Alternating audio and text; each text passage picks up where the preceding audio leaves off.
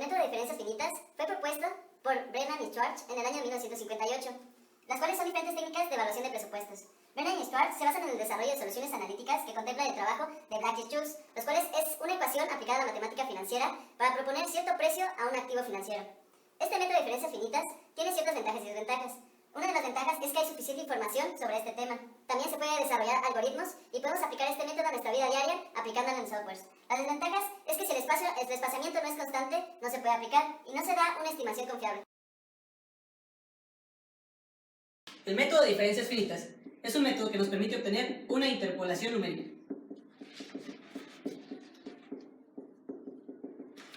Comenzaremos teniendo una función tabular dada por sus valores de variable independiente o x y sus valores de variable dependiente y igual a f de x.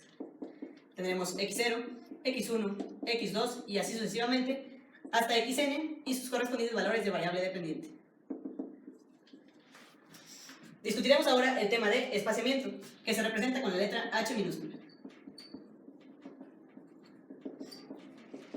El espaciamiento es la diferencia entre los valores de nuestra variable independiente. Para nuestro caso tendremos h igual a x1 menos x0 o h igual a x2 menos x1. Y obteniendo la regla general, h es igual a xn menos xn menos 1. Un criterio importante para aplicar el método de diferencias finitas es que nuestro espaciamiento debe de ser constante. Ahora comenzaremos a obtener nuestras diferencias. Las primeras diferencias estarán representadas por este símbolo. Las obtendremos de la siguiente forma. A0 será igual a la resta de y1 menos y0. A1 será igual a la resta de y2 menos y1. Así, A2 va a ser igual a la resta de y3 menos y2. Y obteniendo la fórmula general, A de n menos 1 es igual a y de n menos y de n menos 1. Después obtendremos nuestras segundas diferencias, que estarán representadas por el siguiente símbolo. Así, B0 va a ser igual a A1 menos A0, la resta de estos dos. B1 va a ser igual a la resta de A2 menos A1. Siguiendo con la lógica, B2 va a ser igual a la resta de A3 menos A2, y obteniendo la fórmula general, B de n menos 2 va a ser igual a de n menos 1 menos A de n menos 2. Después obtendremos nuestras terceras diferencias, que serán representadas con el siguiente símbolo. Así, C de 0 va a ser igual a B de 1 menos B de 0, la resta de estos dos. C de 1 va a ser igual a B2 menos B1. Siguiendo con la lógica, C2 va a ser igual a B3 menos B2, y obteniendo la fórmula general, C de n menos 3 va a ser igual a B de n menos 2 menos B de n menos 3. Ahora procederemos a tabular nuestras diferencias. Para esto construiremos una tabla de la siguiente forma. Las primeras dos columnas serán los valores de x y y que estaban proporcionados originalmente en la tabla. Las siguientes columnas serán cuántas diferencias hayamos obtenido. Es importante notar que por cada diferencia hacia adelante, nuestra tabla se va a recorrer un espacio hacia abajo, mismo que origina los subíndices que tenemos aquí. Para el caso de las primeras diferencias hacia adelante, nuestra fórmula general nos dio a de n menos 1, mismo que se ve influenciado por este espacio que se dejó al principio. Así, el b de n menos 2 será por estos dos espacios del principio, c de n menos 3 por estos tres espacios al principio, y así sucesivamente cuantas diferencias hayamos calculado. De este lado tenemos la tabla que hemos obtenido en el paso anterior. Ahora echaremos mano del polinomio de interpolación de Newton. Les presentaré los términos que se ocupan en el polinomio de Newton. El primer término, y1, es el valor al que nos queremos aproximar. Y0 es la y inicial, misma que tomaremos de la tabla. Los términos representados con deltas son nuestras diferencias hacia adelante, mismas que hemos obtenido en los pasos anteriores. Estas diferencias las tenemos también tabuladas en la tabla. Finalmente, el valor de k se calcula de la siguiente forma: xk menos x0 entre el espaciamiento.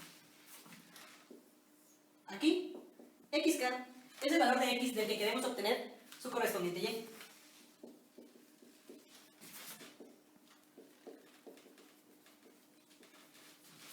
X0 es la x inicial, misma que obtendremos de la tabla, y nuestra h es el espaciamiento. De esta forma, utilizando el polinomio de interpolación de Newton, obtendremos la y que corresponde a la x que queremos calcular. Ahora vamos a resolver un ejemplo usando el método de diferencias finitas. El ejemplo es el siguiente. Dada la siguiente función tabular, encontrar y para x igual a 0.5. Y se nos da la función tabular que se encuentra aquí. Si nos damos cuenta, nos piden el valor de y cuando x es igual a 0.5. Valor de x que queda entre estos dos. Para empezar, hay que comprobar que el espaciamiento de nuestra tabular sea constante. Entonces realizamos espaciamiento igual a x1 menos x0, que viene siendo menos 1 menos menos 3, que nos da un resultado de 2. Comprobamos para el siguiente intervalo, h es igual a 1 menos menos 1, que nos da un resultado de 2 de la misma forma. Si continuamos checándolo para los siguientes intervalos, veremos que el espaciamiento es constante y es igual a 2, por lo que podemos aplicar el método de las diferencias finitas.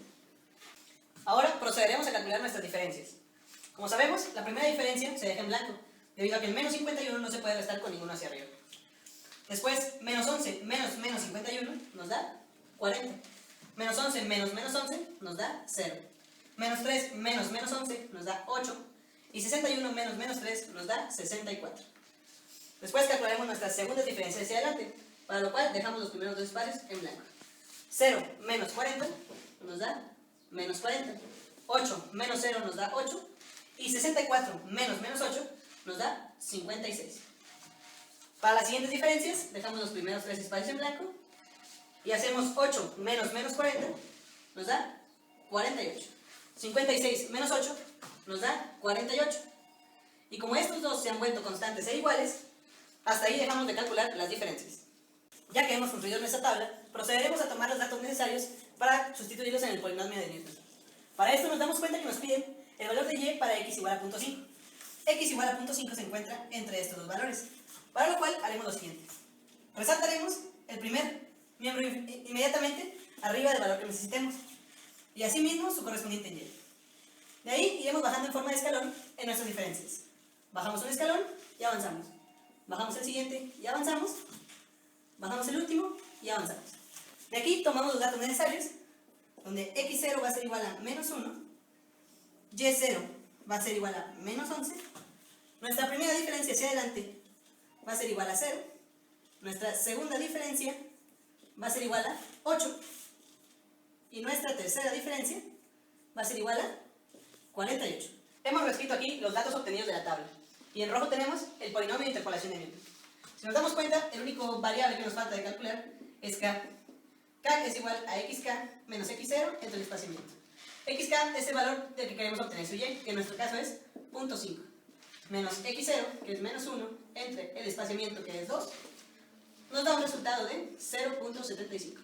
Ya que hemos calculado k, procedemos a sustituir las variables en nuestro polinomio de interpolación de Newton.